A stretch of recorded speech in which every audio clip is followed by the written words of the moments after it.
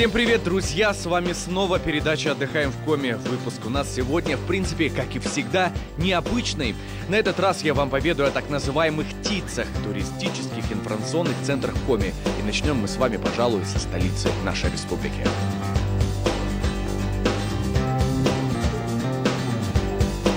Здравствуйте. Здравствуйте. Добро пожаловать в Республиканский туристско-информационный центр. Мне, как туристу, всегда важно знать, где можно остановиться, вкусно и недорого покушать и, собственно, интересно провести время. И вуаля! Вся самая важная информация для гостей и жителей Сыктывкара теперь в одном месте. Здесь специалист подскажет, где расположены туристические объекты и как к ним добраться. Поведает о самых интересных событиях. И самое удивительное, все эти услуги совершенно бесплатные. Привлекает и стиль центра, он оформлен в стиле брендбук Коми. К слову, этот республиканский ТИЦ создан на базе финно-угорского этнопарка. Здесь гостей и жители региона могут познакомить с туристическим потенциалом городов и районов Коми, причем на любой вкус. Лично я решил присмотреть себе рыбалку, но необычную. Коми республика большая, у нас есть куда съездить на рыбалку. Есть где-нибудь в горах что-нибудь такое? В горах это у нас... Ураганок какой-нибудь? Вот тут посмотрите, пожалуйста, маршруты республики Коми. Можно взять распечаточку, ознакомиться именно по республике Коми с маршрутами, с рыбалкой, с горами. Выбор весьма впечатляет, поэтому мне надо еще подумать, повыбирать, куда я отправлюсь отдохнуть. К слову, сегодня подобный центр открывается по всей стране, и наш ТИЦ уже сотрудничает с Кировским центром и Вологодским. Так что, если собрались путешествовать по стране, в наш ТИЦ тоже можно с этим вопросом зайти. Они вас координируют на центры уже за пределами нашей республики. Кстати, чуть не забыл, 100-му и 1000-му обратившемуся за помощью в туристский информационный центр Коми достанется сертификат на турпакет «Финно-угорский этнопарк». Так что, кто решил попутешествовать и до сих пор не решил куда, рекомендую это место.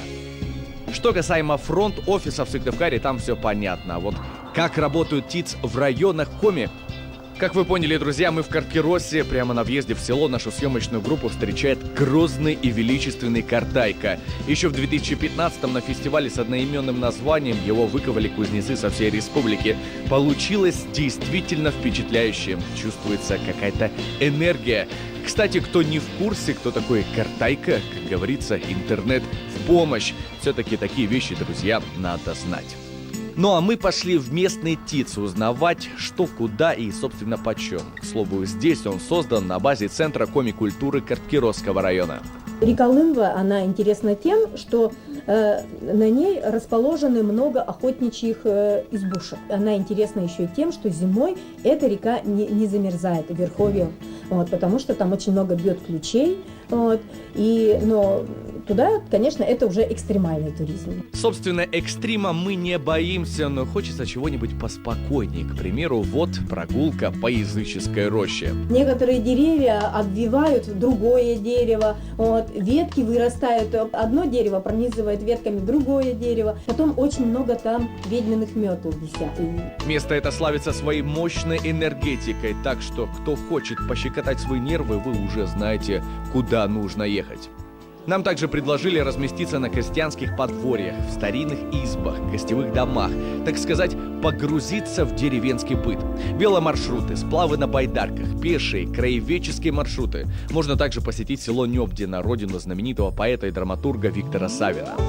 Где покушать, где погулять, куда отправиться в путешествие, можете узнать все прямо здесь. Кстати, в этом же центре есть выставка лучших работ с традиционного фестиваля кузнецов, который ежегодно проходит в Карткиросе «Картайка». О фестивале также можно узнать здесь или просто позвонить по телефону.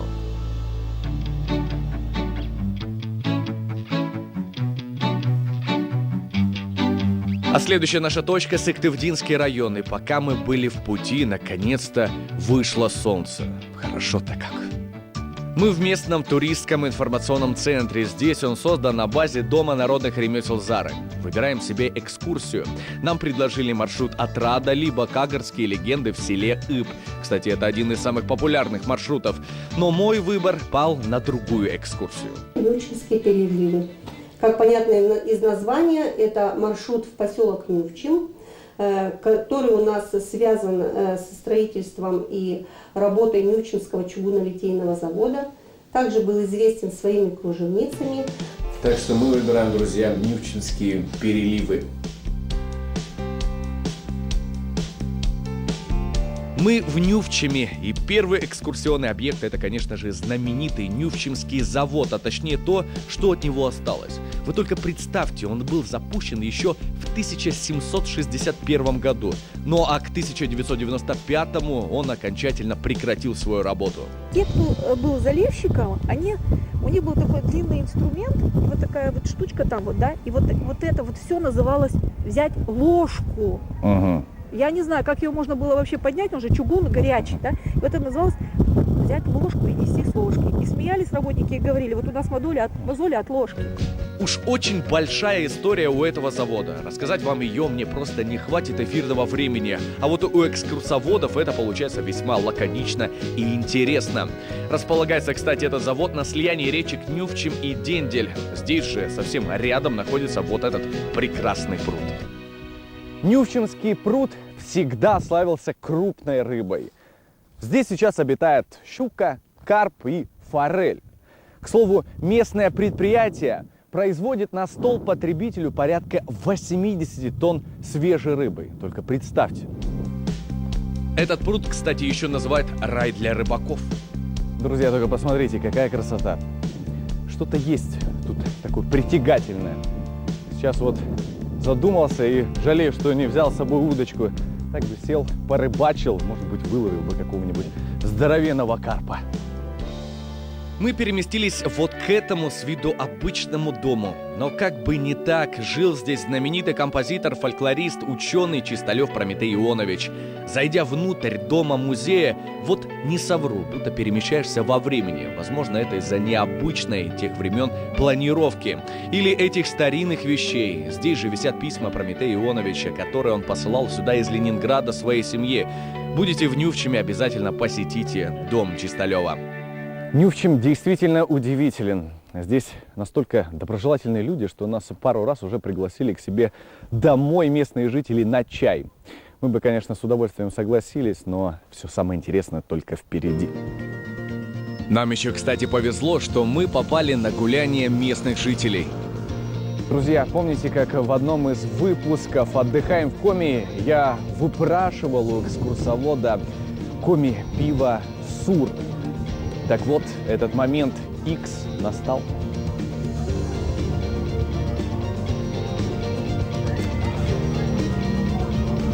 Чтобы посетить это прекрасное место, достаточно обратиться в туристский информационный центр. Там вам все организуют. Маршрут, питание и транспорт. Ну или можно устроить себе экскурсию по другим местам региона. Их немало, уж поверьте. А информацию о них вы можете найти в ТИЦ, адреса которых как раз указаны на ваших экранах. Так что встаем с диванов и прямиком в ближайший туристский центр. Ну и, конечно же, отдыхаем в Коми. До встречи!